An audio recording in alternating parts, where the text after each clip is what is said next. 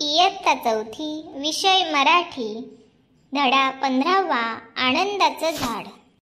आमच्या शेवग्याला सुंदर हिरवट पोपटी नाजूक पालवी फुटली होती.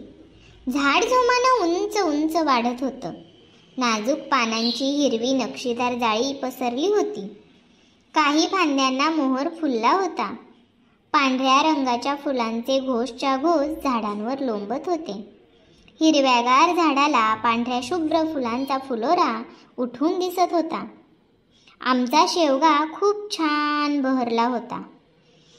येणाऱ्या जाणाऱ्यांची नजर त्यावर पडल्याशिवाय राहत नव्हती. एके दिवशी आमच्या घरी शेजारच्या काकू आल्या. दारात कधीही शेवगा लावू नये, घरात भांडणं होतात. ते झाड तुम्ही तोडून टाका. इतकं सुंदर झाड अन तोडून टाका? झाडं ती सगळी सारखीच. उलट झाडं किती परोपकारी असतात. ती का बरं आपल्यात भांडणं लावतील? आपण माणसंच असा विचार करतो. झाडं तर आपल्याला फळं देतात, फुलं देतात, सावली देतात, पक्ष्यांना घरं देतात, आधार देतात. मी हे झाड लावलं ते जोपासण्यासाठी, तोडण्यासाठी नाही. अहो, लोक शेंगा तोडून नेतील तेव्हा नाही का भांडणार तुम्ही? नेऊ देत, नेल्या तर खाण्याचीच वस्तू ती. झाडांना ते शेंगा फक्त आमच्यासाठीच नाही लागल्या. झाडाला शेंगा असेपर्यंत लोकांचं लक्ष झाडाकडे जाणारच. हिरव्यागार पसरलेल्या फांद्यांवर रंगेबिरंगी पक्ष्यांचा अखंड मेळा भरत होता. आमचा शेवगा म्हणजे माझ्यासाठी निसर्गाचा अनमोल ठेवा. या शेवग्यामुळेच मला विविध पक्ष्यांची अगदी जवळून ओळख झाली. त्या पक्ष्यांचे विविध आकार, देखणे मोहक रंग, लयदार लकबी, गोड आवाज, त्यांच्या मजेदार हालचाली, त्यांची दिनचर्या इत्यादी कळली. आमच्या शेवग्याच्या पांढऱ्या शुभ्र फुलांच्या घोसांवर रुंजी घालत गुंजारव करणाऱ्या जांभळट काळ्या टपोऱ्या भुंग्याची व माझी भेट झाली. फुलांमधला मध पिऊन फुलांभोवती नाचणाऱ्या मधमाशा मी पाहिल्या शेवग्यामुळे. अलगद हवेत तरंगत इवल्या इवल्या चपळ फुलचुख्यांची झुंबड मला दिसली. मधानं गच्च भरलेल्या फुलांतून हवेत अलगद मध चोखण्याची कला पाहावी ती फुलचुख्यांची. इटुकला बोटभर फुलचुख्या असतो मात्र कसरतपटू. एरवी मला कधीच दिसला नसता, फक्त आवाजच ऐकून होते.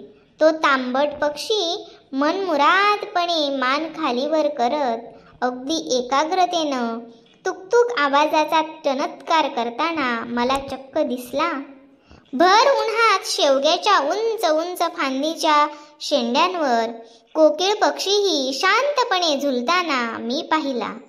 छोटे छोटे हिरव्या राघूंचे थवेच्या थवे अलगद उडत उडत हवेत तरंगत कधी किडे तर कधी परागकेशरांचा फन्ना उडवताना पाहिलं.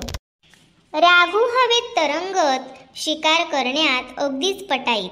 सर्व ऋतूंमध्ये विविध पशु पक्षी कीटक किड्यांचं आमचा शेवगा हे माहेर बनलं होतं. वाळलेल्या शेंगांच्या बियांच्या मेजवानीसाठी पोपटांची नियमित हजेरी लागे. पोपटांचा हिरवागार रंग, लांब सडक शेपूट आणि नखरेबाज हालचाल मी अगदी जवळून पाहिली. बुलबुल पक्षाच्या सुरेल ताना मी आमच्या शेवग्यामुळेच ऐकू शकले. चिमण्यांची अखंड चिवचिव आणि साळुंख्यांची एकसारखी किलकिल अगदी कानकिट्ट करणारी मी जवळून ऐकली. हिवाळ्यात तर खंड्या नियमित हजेरी लावू लागला. एरवी मी खंड्याला चित्रातच पाहिलं होतं. खंड्याचा तो देखणा मोरपंखी निळा रंग अन रूप, बागदार मोठी चोच, त्याची एकाग्रता अन किलकिल आवाज करत सुडकी मारण्याची कला मला दाखवली ती शेवग्यानं. वेगवेगळ्या ऋतूंमध्ये वेगवेगळी रूपं घेत आमचा शेवगा उभा आहे. माझा तो आवडता मित्र आहे. मी त्याची खूप निगा राखते. तो अजबखाना आहे. त्यानं मला किती किती सुंदर पक्षी किडे कीटकांची ओळख करून दिली.